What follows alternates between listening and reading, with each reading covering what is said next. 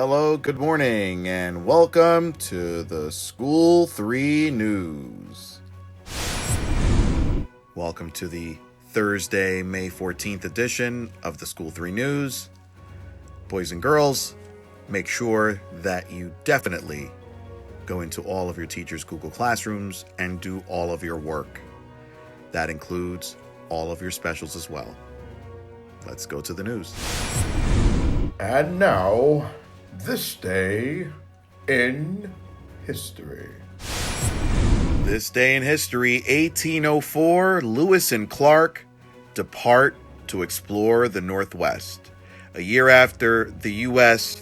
bought the Louisiana Purchase, that whole piece of land that doubled the size of the U.S. that I spoke about a couple weeks ago, this day in history, if you were paying attention. Anyway, they left St. Louis, Missouri, and were away for almost 2.5 years when they returned back with a lot of valuable information about this new territory that they had just purchased and were unfamiliar with. Pretty cool that they kind of volunteered to do this, exploring basically uncharted land or territory. No one knew what was out there. No one knew what to expect. But they spent 2.5 years out there figuring it out and exploring and seeing what this whole territory was all about. They went from the Mississippi River to the Pacific Ocean. It's a lot of travel. A lot of love for St. Louis, Missouri today. This day in history, 1904. The third Olympiad of the modern era comes to the U.S. So it was the first Olympic Games of the modern era that took place in the U.S. Initially, the Olympics were supposed to take place in Chicago, Illinois, but they then changed their minds and chose St. Louis, Missouri, because they wanted a connection with the St. Louis World Exposition.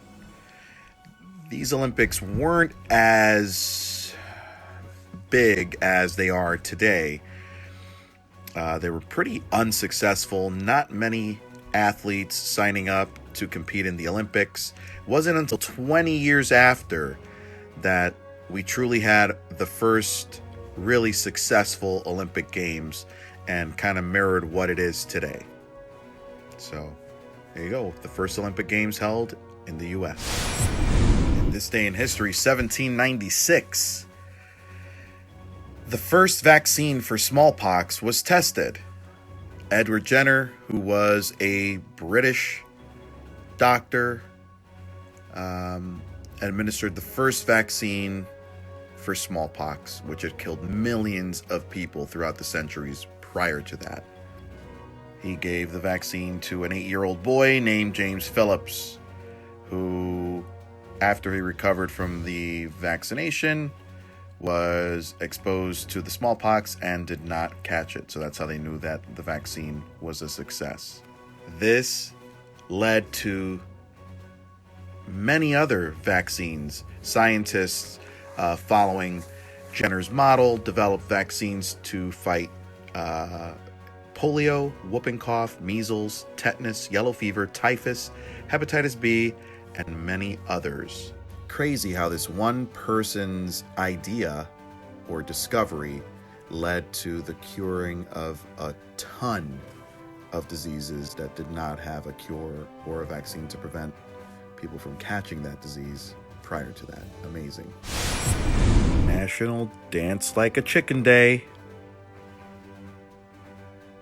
Here we go. Look at those dance moves, people. Dance like a chicken. Oh yeah. Not sure if this is the type of chicken dancing they're talking about, but man, look at him go. He's pretty good. Oh yeah. Look at those bad boys. National Buttermilk Biscuit Day. God, those are good. So good. Bad for you, but so good. Wow. buttermilk biscuit day. And it looks like it's going to be another beautiful, mostly sunny day. High of 67 degrees, man. Please go outside and get some fresh air. Don't stay trapped in the house. In sports, the NBA is in talks currently to see whether they are going to resume their season or not. A decision should be coming within the next 2 to 4 weeks. And Major League Baseball and the Players Union are currently negotiating to see whether they will be playing baseball this season. I don't know.